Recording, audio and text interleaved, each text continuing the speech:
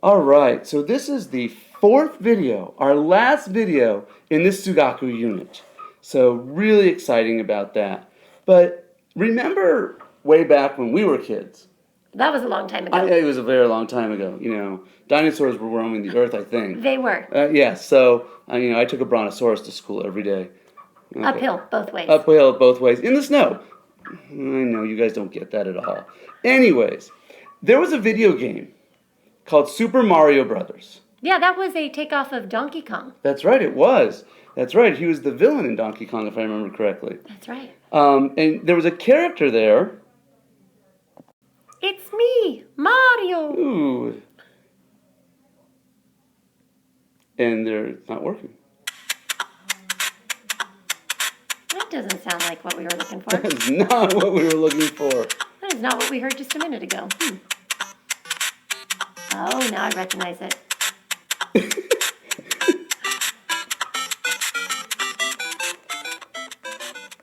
There we go. Probably was a little too loud, and I don't know. Anyway, so there was the Mario. So Mario was in there. And remember what happened with Mario. Mario would go around and would try hitting all these things. And every once in a while, he would come across this Super mushroom. Super mushroom. And so we know Mario would walk along, and when he hit the super mushroom, he wouldn't fall behind the super mushroom, but when he found the super mushroom, what would happen to him? He would get bigger. He would get bigger. Wow, that's Super Mario. That is Super Mario. But then, when his power ran out, Mario would... he would shrink. Shrink back to size. We have a name for that. Do you mean dilations? I do. So we have dilations. So we're talking about, where is it? There it is. Dilations. You know where else I've heard that word before? Go ahead, tell me. I hear that, for example, I do it when I go to the eye doctor. Oh, you get your eyes dilated. You get your eyes dilated.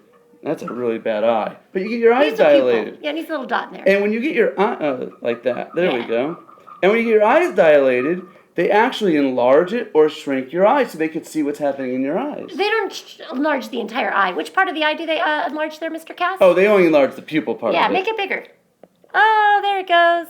Now we're enlarging. We're dilating the pupil. pupil. We're dilating the pupil. So we know about dilations. We've seen that before. It's an enlargement or a reduction. Let's write that.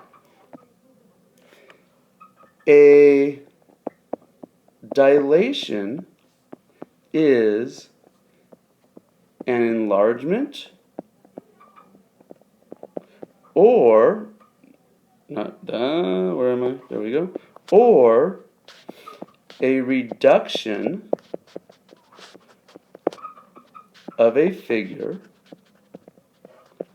by a scale factor, and we call that scale factor K. Now, factor in math usually means multiplication or a multiple of. That's right, it usually does. And I don't know why they use K. I don't know why either. Maybe the other letters were taken. Probably. Something like that, because every letter has something. It could be that in Latin, the word scale factor starts with a K. That could. Could be. We'll have to maybe look that up later and tell them. Okay. Now, interesting fact about dilations is all the other transformations we've talked about, the translation, the reflection, the rotation, after that's all done, the image was congruent to the pre-image, just in a different location. And congruent means it was the same size, same shape, even though it might have reflected or slid or rotated. Right. But in this case, it's not a congruent figure.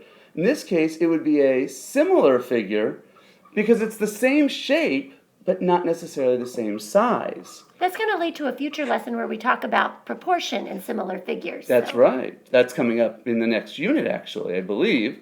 But we talk about different things. So there's the enlargement.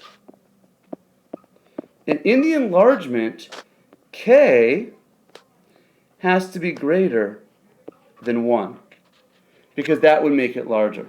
Yeah, if you multiplied something by 1, it would stay exactly the same. If you multiplied it by something bigger than 1, it would be getting bigger. So in that case, an enlargement would be a bigger figure, so that would be a similar figure. But you just said something interesting. If it was congruent, then k would equal 1, just like you said there. But we also have the reduction. Now, here's an interesting fact about reductions. Most people think it's just k is less than 1. No, but it can't be less than 0. It can't be a negative number. It can't be negative. So we have to kind of do a boundary here and keep it between 0 and 1. Hey, wait a minute. Numbers between 0 and 1, you're talking about decimals and fractions, aren't you? Yes, absolutely talking about decimals and fractions. And we think about that, a fraction is a part of a whole. So this would be a part of the figure, or a reduction, or a smaller version of the figure. Okay, so we're going to be looking at dilations when the center of dilation is the origin. So let's go ahead and write this. When the center of dilation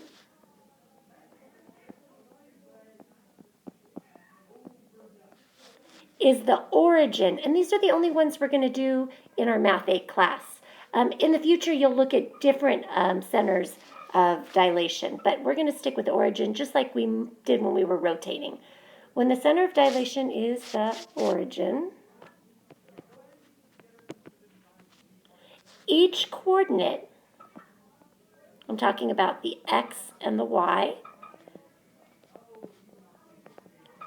each coordinate of the pre-image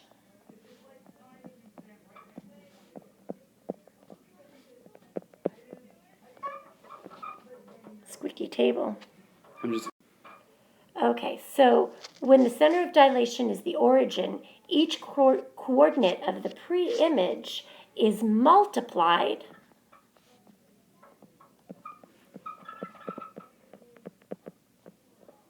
by a scale factor. And we're going to call that k, by a scale factor. And again, we just use k. That's what mathematicians decided, so that's what we go with. By a scale factor, k. So this is what it's going to look like. Remember our notation.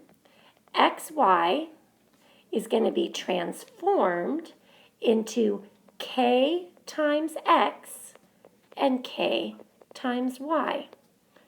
So that's why it's the scale factor. It's a multiple that you multiply by the x-coordinate and the y-coordinate. So let's look at a sample problem here. For example, if triangle ABC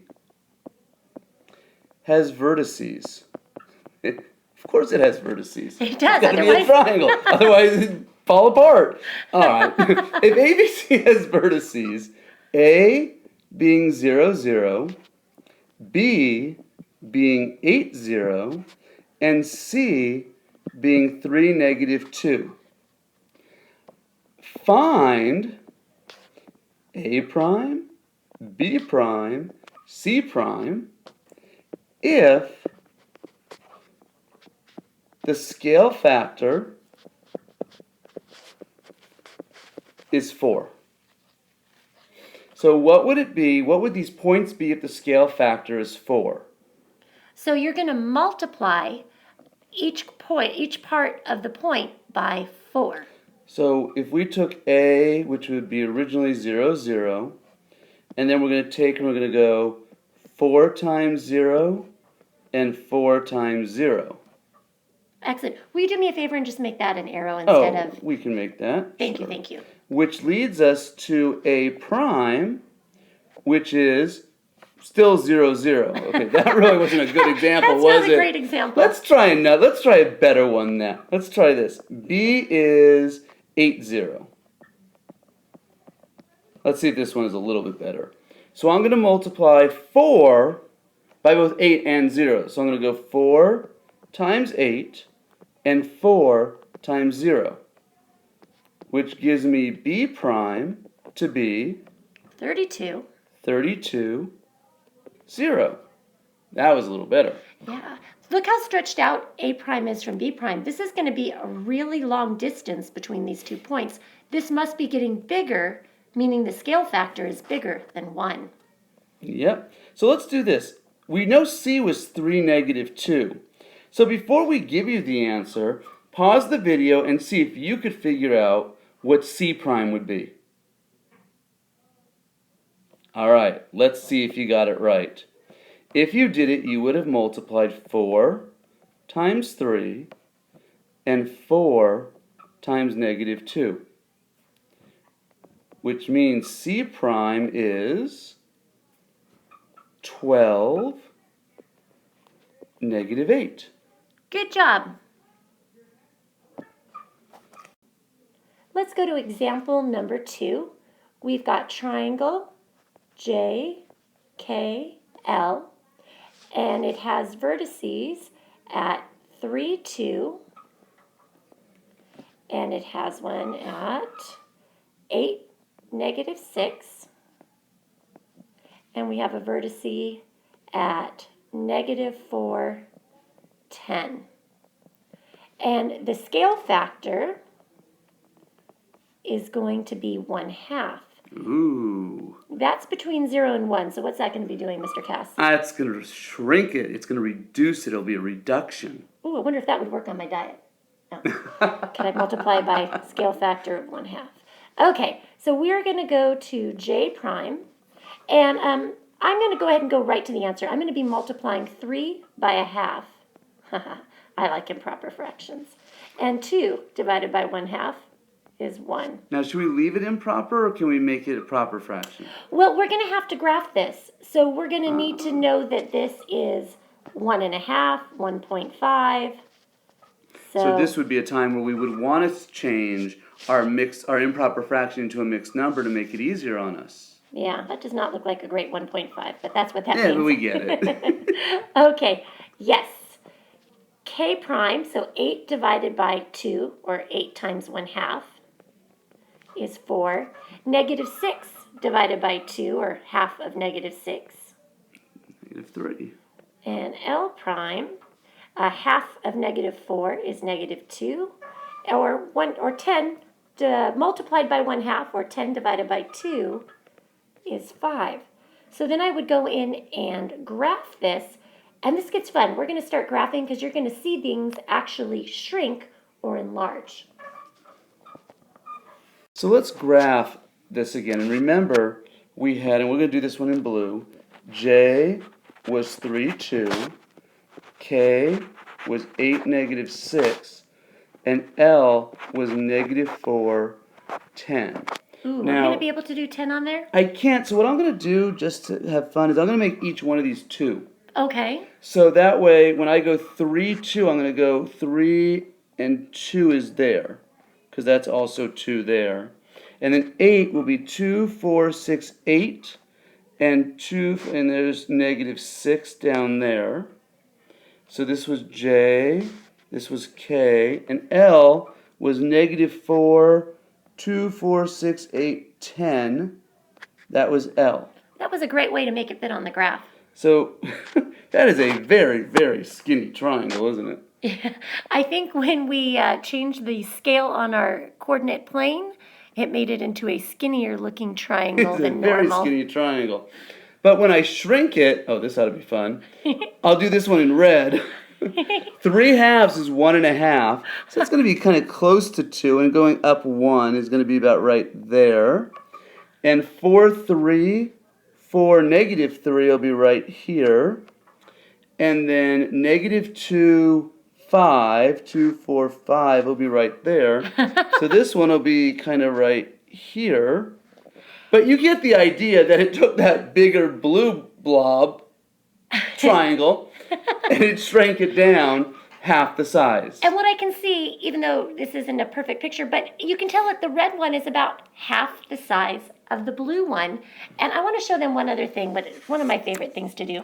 How do I get to different colors here, Mr. Cass? Oh, we can do, let's change it to green. Perfect. There we go. So remember we said everything we're going to do is going to be about the origin here, but I love this part. It just looks so cool when I do this.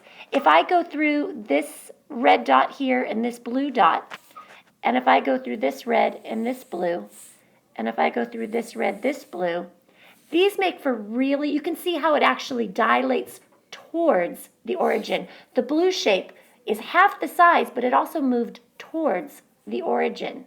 And they will actually always line up. If you start at the origin, L and L prime, and K prime, and J prime, they will always make straight lines. So as we keep going, I'm going to show you that because it's one of my favorite things. All right. All right, so here's what we're going to leave you with. This is going to be a little different, though. We're going to give you A, which is 4, 8. And we're going to give you A prime, which we're going to tell you is 3, 6. The question is, what is K? And no, I don't want to know that it's the 11th letter of the alphabet. I want to know what is the scale factor. And so remember, we're looking for something that you would multiply A by to turn it into A prime. So you're going to multiply something to 4, that'll give you 3. But at the same time, you got to multiply 8 by that same number to give you 6. And one more clue, the numbers are getting smaller. So this is a reduction, meaning we're probably getting some kind of fraction as an answer. Yes, absolutely. And you always go from A to A prime. So just something to think about. When you think you have the answer, bring it up to the teacher. We'll check it off and see if you understand all about scale factors. Thank you.